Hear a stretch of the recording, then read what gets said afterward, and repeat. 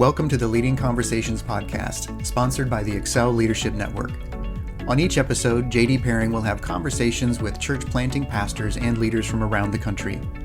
You can learn more about how to connect with Excel at the end of this podcast.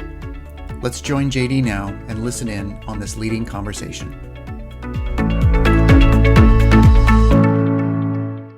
Welcome to another edition of Leading Conversations with the Excel Leadership Network. Today, all the way from Spring Valley, California, and you win a prize if you know where that is at this point.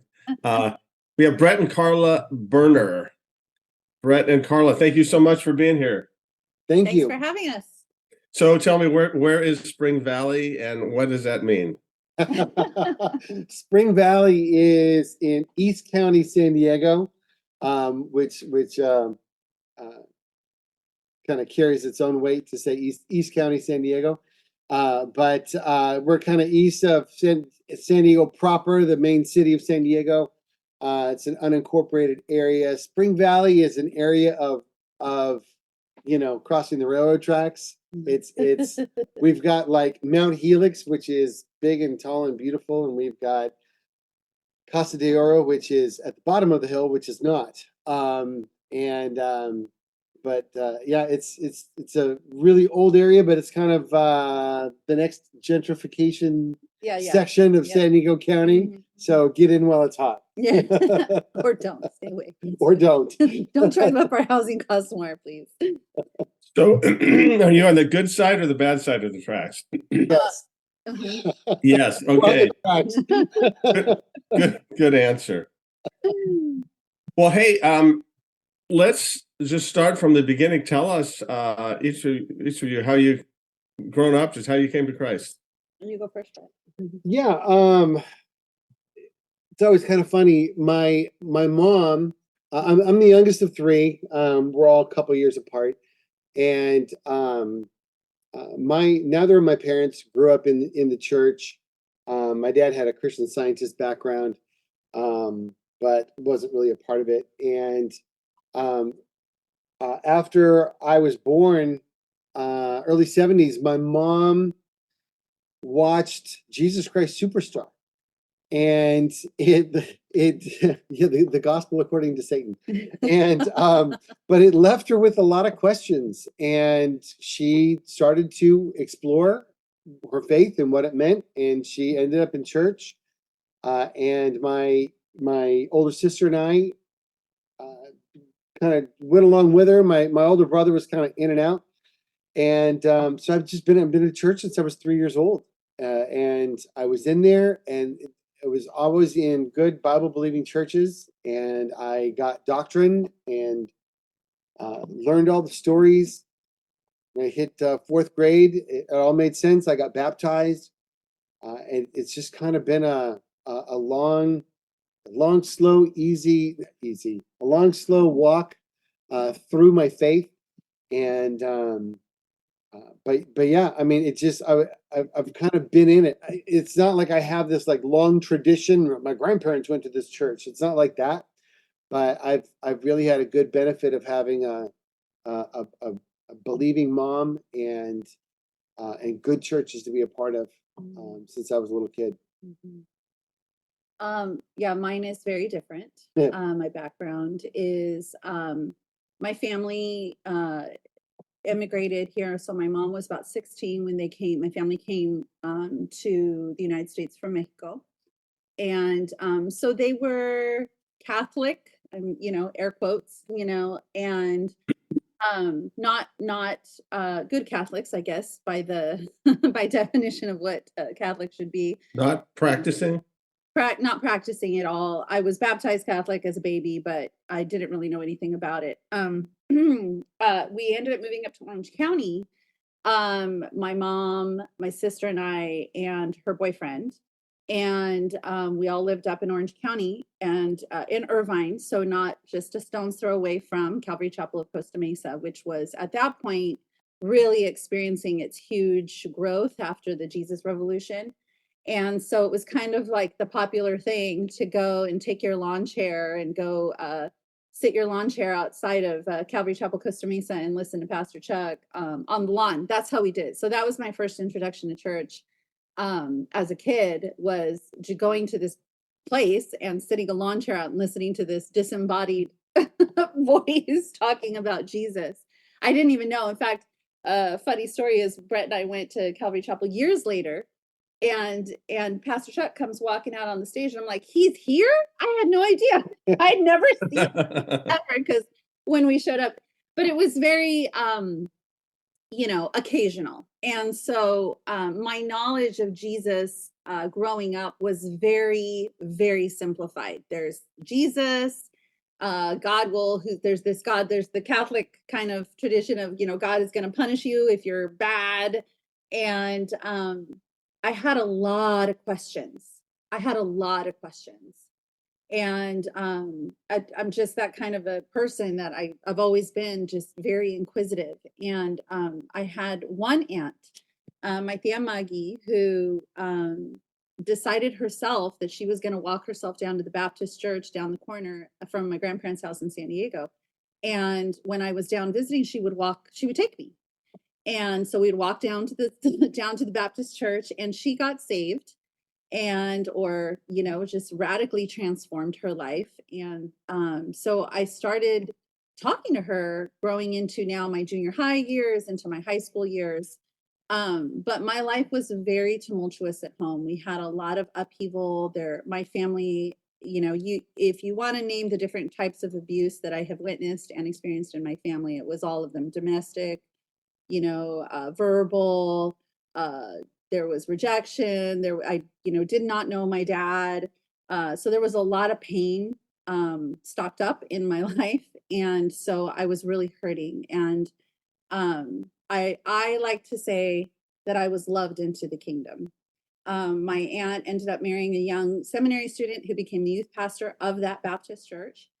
And they would just invite me as a junior higher and a high schooler to come whenever I was in San Diego, to come to youth events. And it was just, I loved, even in high school especially, I loved hanging out with the Christians because they were always so happy.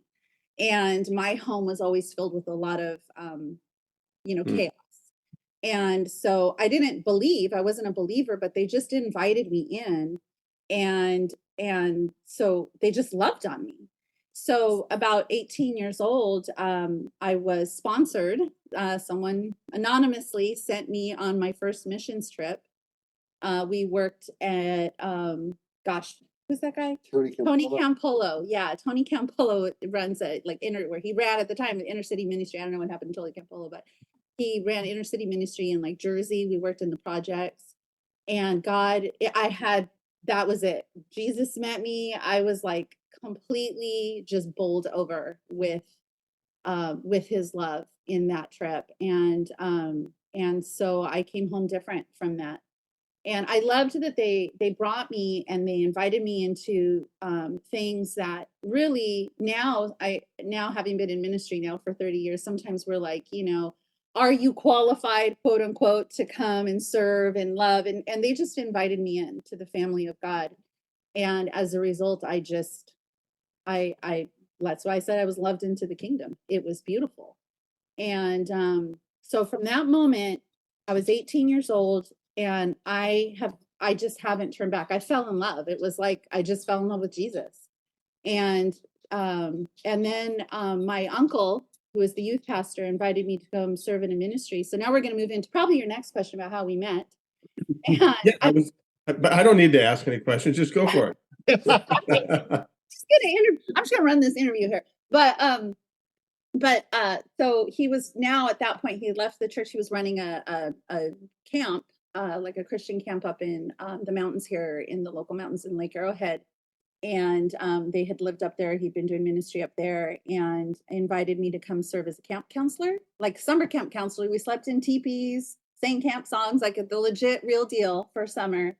And there was this guy there who just always talked about Jesus. He was really loud, played the guitar, drove a beat up VW, and I married him.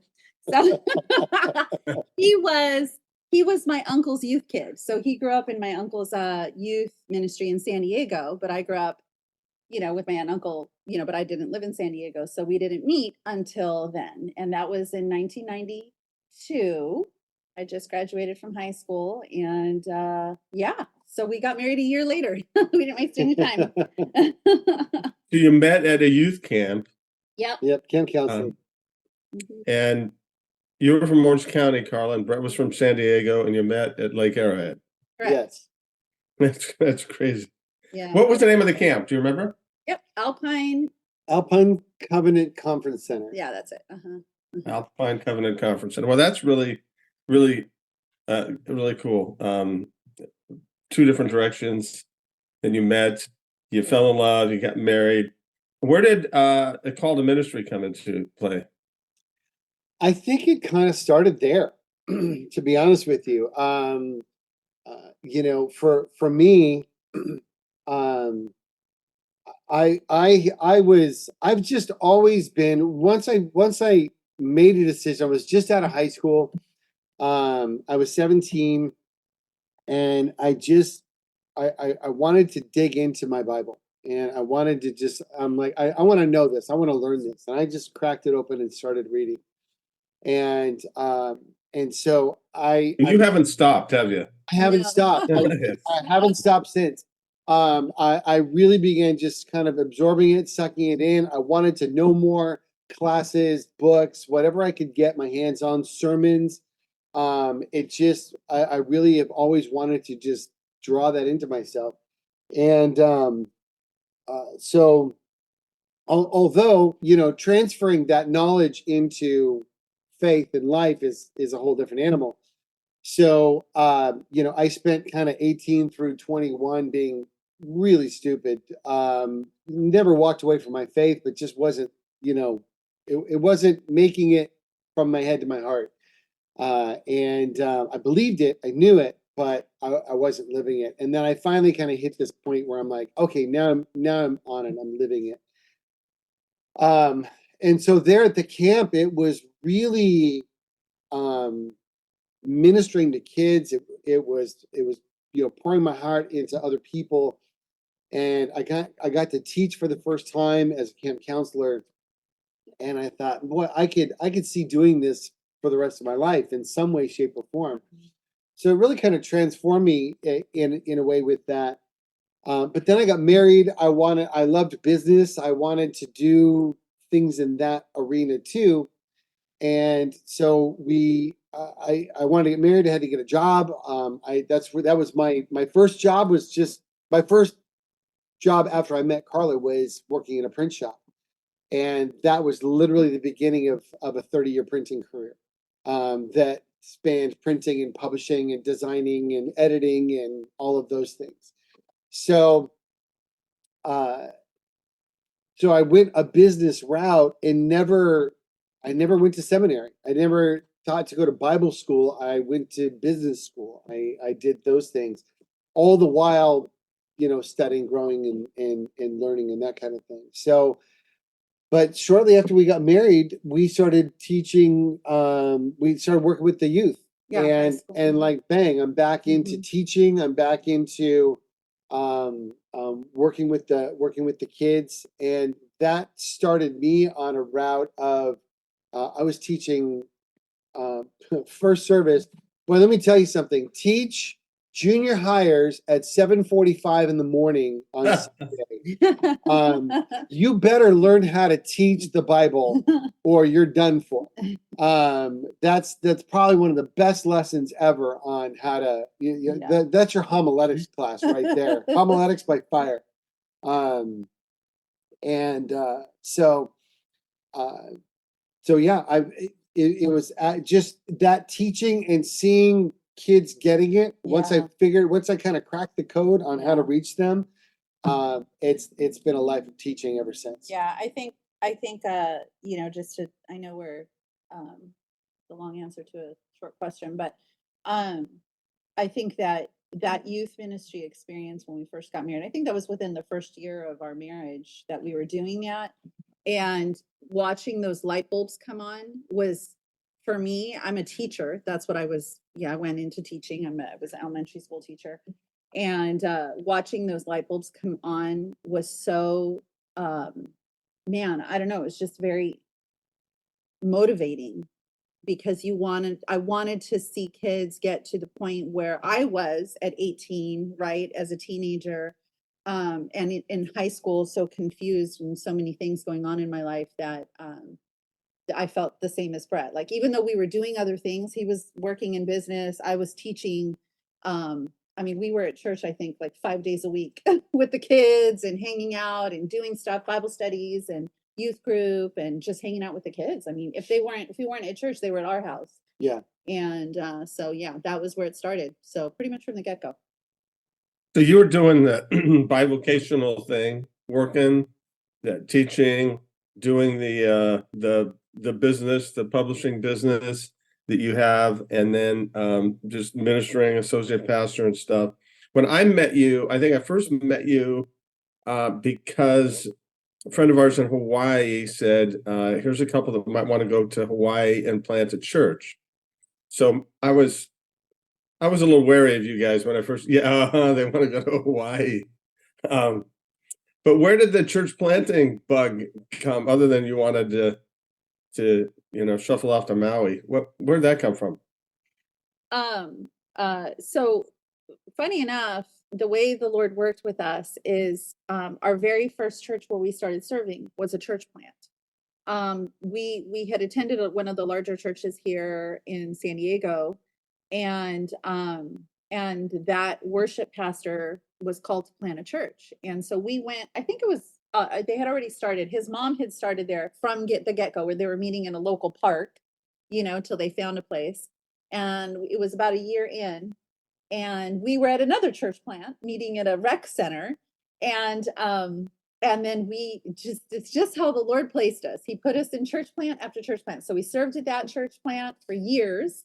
And then that worship pastor left and planted a church in Chula Vista. So we went with him and helped him plant that church. And then, I mean, we've just always been in church plants. Yeah, church plants, that's just where God placed us, in church plants. We weren't, and so we have had church in elementary schools, rec centers, hotels, movie theaters. Yeah. We've been Butterruckers, like an old hamburger shop. I mean, yeah. So we've just been in church plants from the get-go. So. And where did the Hawaii thing come? I didn't believe Hawaii existed until I could go there. So I had just always had this. I love the tropical. I love the tropics, right? Just personally, I love the whole concept of it. I was always dying to go there, and when we finally got to take our kids on a trip to Hawaii, early 2000s. Yeah. We were flying over Maui, and as we were flying over it, I thought to myself, I think I want to be here for the rest of my life. And we landed, we landed, did our vacation, went to church. I'm the kind of guy that makes my family go to church on vacations. But it's fun to do that, it's fun to check places out. And I was like, man, I love this. I love the culture. I love the people. I love when we go places, we don't do the resorts. We like to go in the back streets and see how people are, see how people live. And so I knew that Hawaii was that there, in fact, what our mutual friend called the rainbow curtain, right? There's something behind all of it, and there is drug addiction and poverty and all of these things there. And so that was where I wanted to minister. It's what I wanted to do. And I pursued that, man, gosh, 10 plus years. We tried to kick that door open a number of times, but it never budged. It was even offered to me a couple times. In fact, even once, even by you. And boy, that was the hardest thing, to sit with you and this other pastor, and you're asking me, do you want to take over this church? And the yes was on my lips. Yeah, you know what I mean? And the Lord said, hold on. he's not done yet. Mhm. I mean, it was audible in my ear. Hold on, he's not done yet. And I had to let it go. And encourage him to keep going, and he's still going. Yeah. Which I'm really glad about. And so I don't regret that. And but yeah, there was a point, it was so hard for me.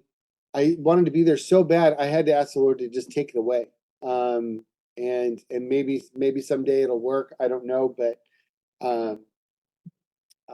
and I'm good with it now. But it was a place I really desperately wanted to minister. So, Just by the way, we just in the last couple of days have signed a church planting couple to go over to Hawaii and plant. And we signed somebody else a little over a year ago, and they're both of these couples are 10 plus years older than you, so there's still a chance. yes. I'm telling you, there's a chance. Well, you ended up planting in San Diego instead. Tell us about that experience. Yeah. We were at a church after another church plant. After I finally let go of Hawaii and some of that church planting vibe, it kind of hit a point where I had to let things go. My kids were about to go into junior high. I thought, all right, I've kind of been pushing this for a while. I need to take a break. I need to give my family a break. So I pulled back. I just focused on work for a couple of years, and we just kind of immersed ourselves in ministry at this new church. And after about 2 years, I had the opportunity to take on a Bible study and start teaching it again. And so I did, and I began teaching this Bible study weekly. And About 20 people. probably about 20 people. And we taught it for about 4.5 years. And I started saying to Karla, I said, I think it might be time. And then one time the pastor was preaching, and he said, maybe God's doing this, maybe God's doing that in your life. Maybe he's calling you to plant a church. And I thought, he just gave me permission. My pastor just gave me permission to approach him to plant a church. And so I did. And it was really cool. He knew I was a church planner at heart, but I promised him that I would only do it with his blessing, that I wouldn't plant a church down the street. I wouldn't take people. I wouldn't do these things. So he asked me, he said, what's the plan? And I said, I don't have one. He says, well, who have you told? I said, you. I told you I would tell you. And he's like, that's awesome. And he says, so how do you want to do it? I said, you tell me. And I let him define the departure. I let him define how all of that was going to play out. I told him I would like to be able to tell the people in my Bible study, just so they don't find out in a weird way. I don't want to hurt their feelings. He asked me who I was going to take. I said, I'm not asking anyone. I said, if they come to me, I'll tell them what's happening, but I'm not asking anyone to come with me. So that was very smooth. He and I still have a good relationship, I think, because of how we handled that. About 2 months later, I met with the people who told me that they wanted to come. And they said, when are we going to start? I said, I'm working on it. They said, how about next week? And so we just started having church.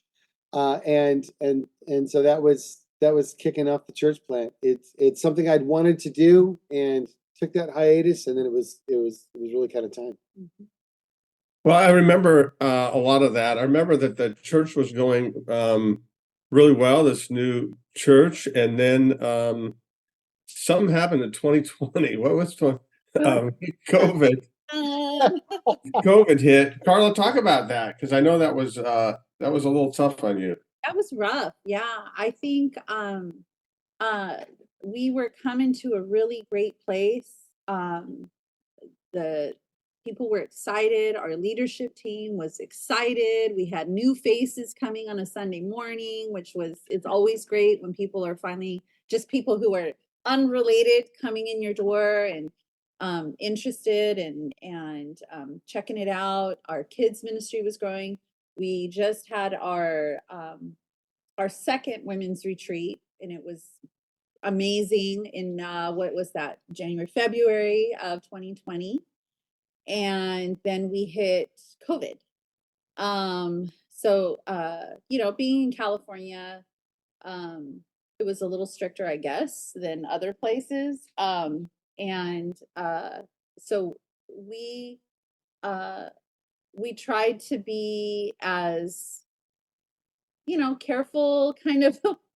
It was, as for anybody who's listening, anybody who knows how hard it was to navigate to make the right decisions there, and just pray and ask for grace from the people of the church, and it was tough. And we had, even within our leadership, we had some very strong opinions that were not the same of how things should go.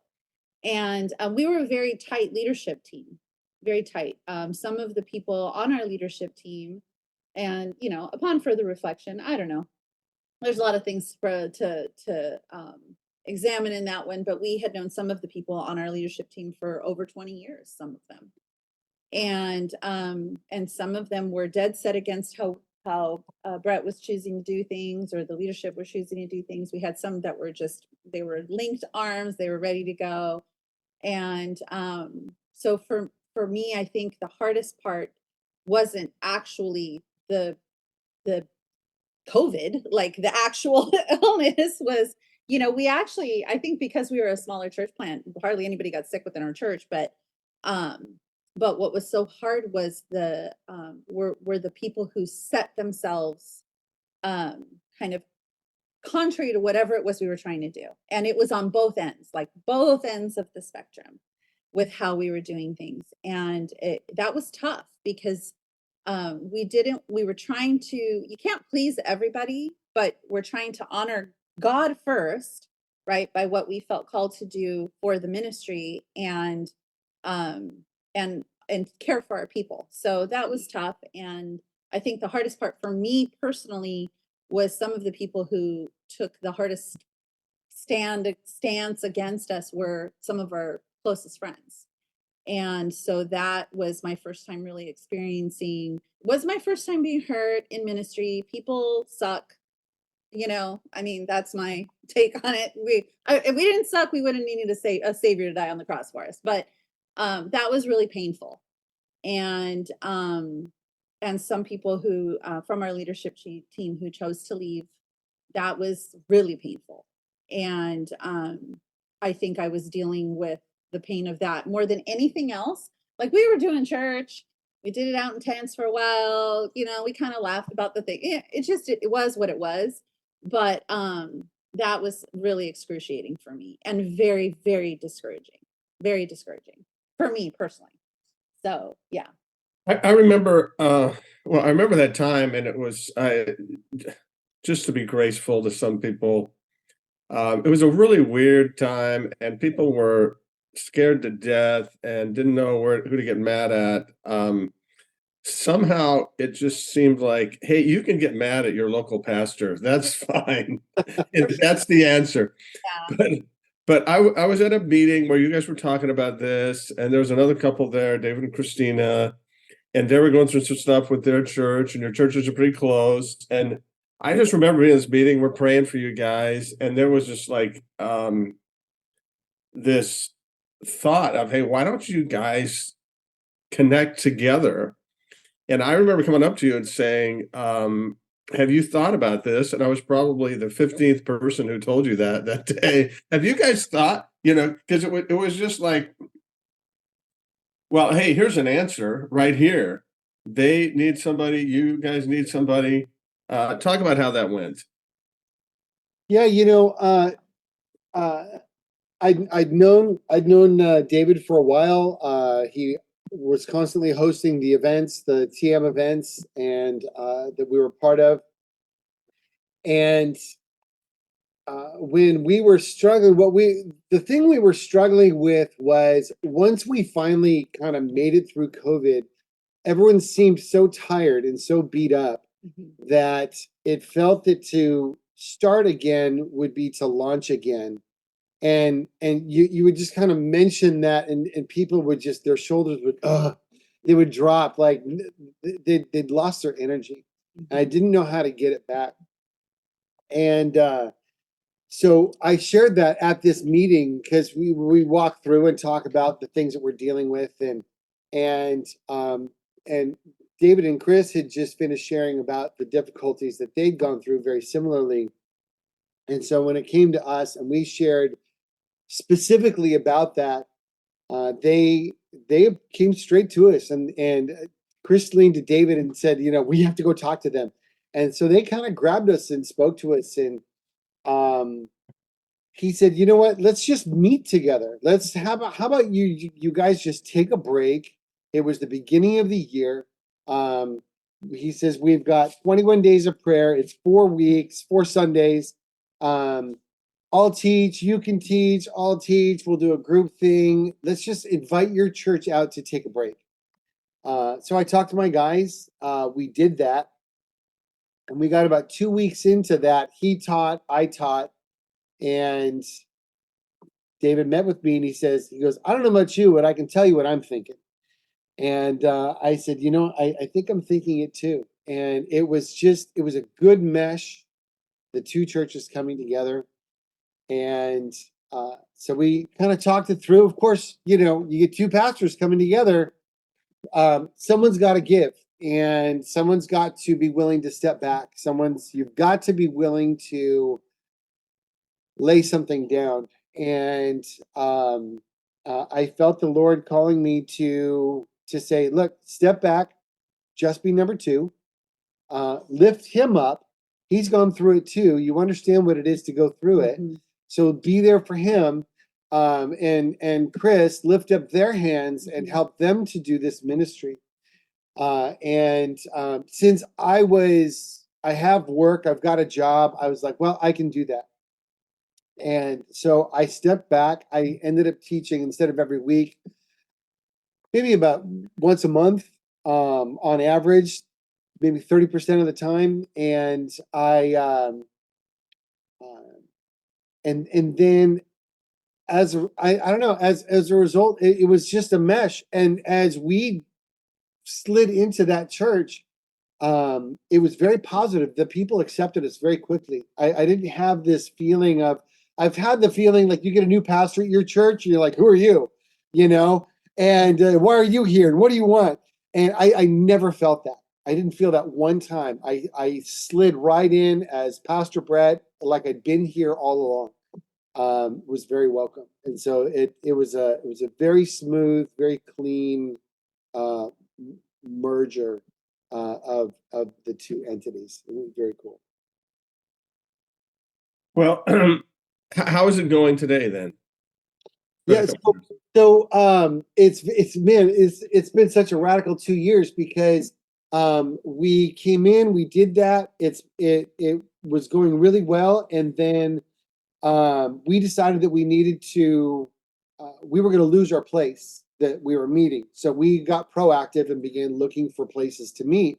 And Pastor David found a church in El Cajon, also East County, that also struggled during the pandemic, that could use, like, they wanted to rent some space. So we had merged together in January, February of 2022.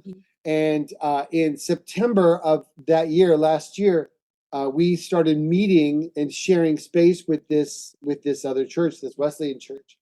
And after about 3 months, we decided, hey, why don't we start sharing services together? We can all meet together, and that'll be fun. And one thing led to another. And in June of this year, the two churches, we merged into one church, and then one church merged into El Cajon Wesleyan. And so now we are a merged one ECW church, and so we're now part of a larger entity at the new location. The conglomeration.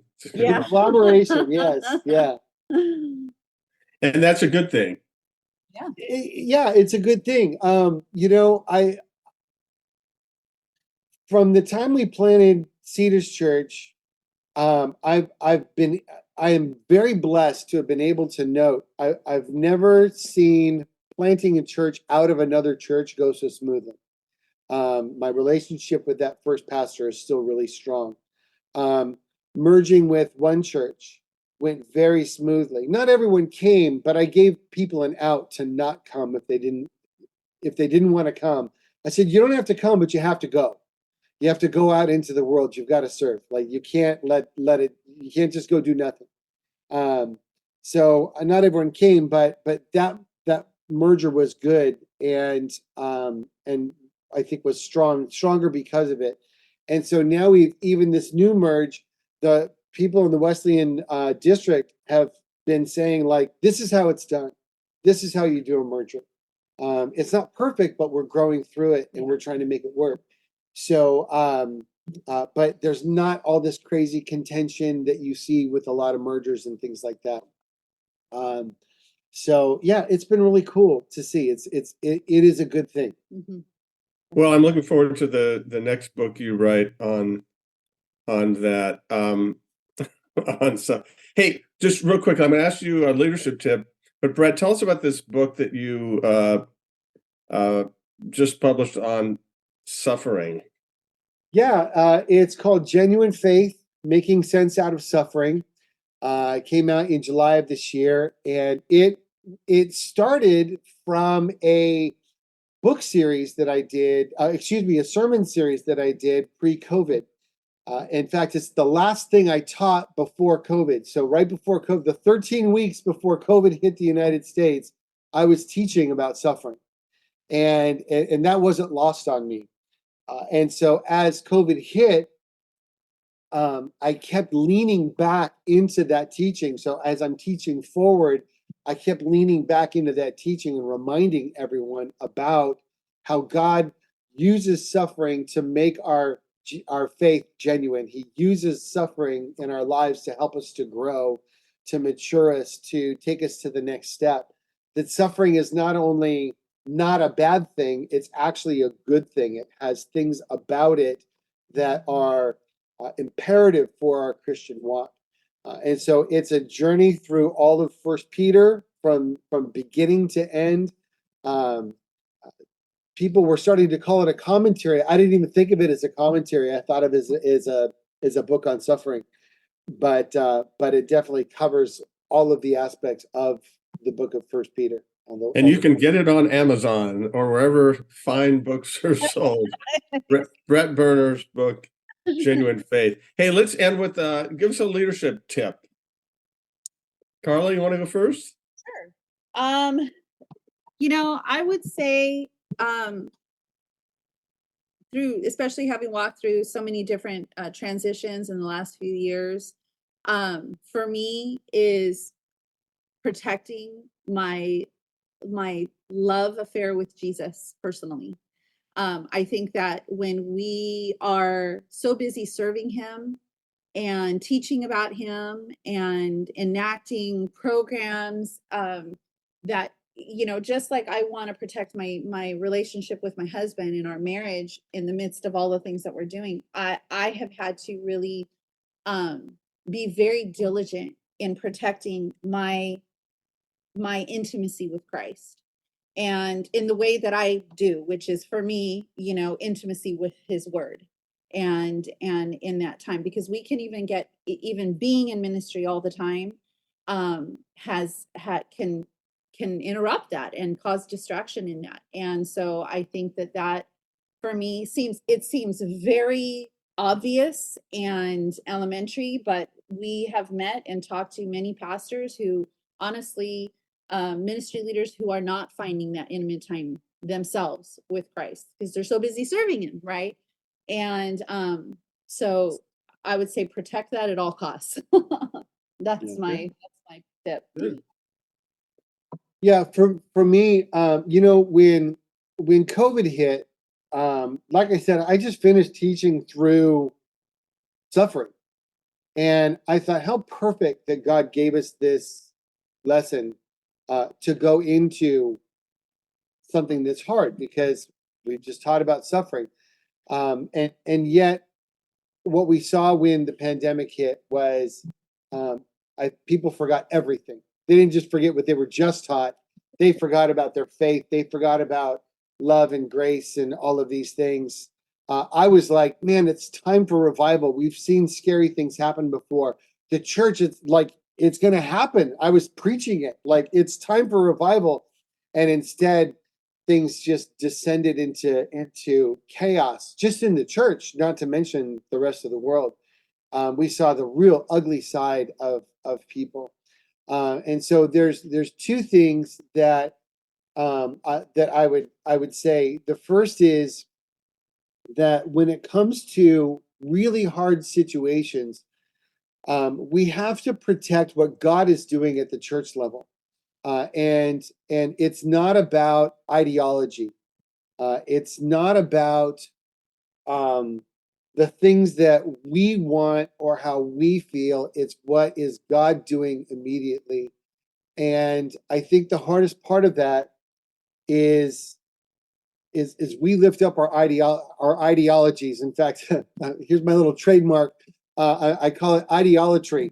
We make idols out of our mindsets, out of our ideologies, and what we can't do that. So as a result, pastors need to make sure that they're drawing their people in to support what's happening there at the church level. It didn't matter if you were more open or more closed, or wearing masks or not wearing masks. And I don't mean from a health standpoint. I mean from a faith standpoint. There wasn't a right or wrong in the eyes of God, a biblical truth happening as far as how certain things went. And we made it that. We made our ideologies about all of these things. We turned them into theologies in some way. And so if more people were there to just support their pastor, even if they didn't agree with how they were handling a situation. We ask the same of our wives or our employees. Look, I know you don't agree with where I'm going with this, but I need you to work with me. I need you to stay with me. And we need to have unity. Paul talked about unity as one of the most important things. He told the Philippians, gosh, just if you could just be unified, my joy would be complete. Like, that's all I'm looking for. That's your last step. And we lost that unity. So I would say leadership tip one is create that unity within the body, no matter what. The other is grace and humility at all costs. Too many of us just think that we know it all, we've got it all. And we get harsh, and everything that we teach, everything that we share, even calling out sin, we have to do it with grace, with gentleness, with humility, with compassion. If we lose that, it's so easy to get caught up into our own ideologies, and it's not about me. It's never about me. So I appreciate that, and I think both of you exhibit that closeness with Jesus, the grace and humility, and the desire for unity. So thanks for those tips. Thanks for telling your story. I think we could go on for another hour, but we need to get on with life. So thanks so much for being here with us. Have fun in Spring Valley. Yeah, thanks for having us. Thanks for joining the Leading Conversations podcast. We hope that you found it both helpful and encouraging. At Excel Leadership Network, our focus is on the church planter rather than the church. If you'd like to find out more about us, visit our webpage at excelnetwork.org. Don't forget to subscribe to this podcast so you don't miss any future episodes. See you next time with another Leading Conversation.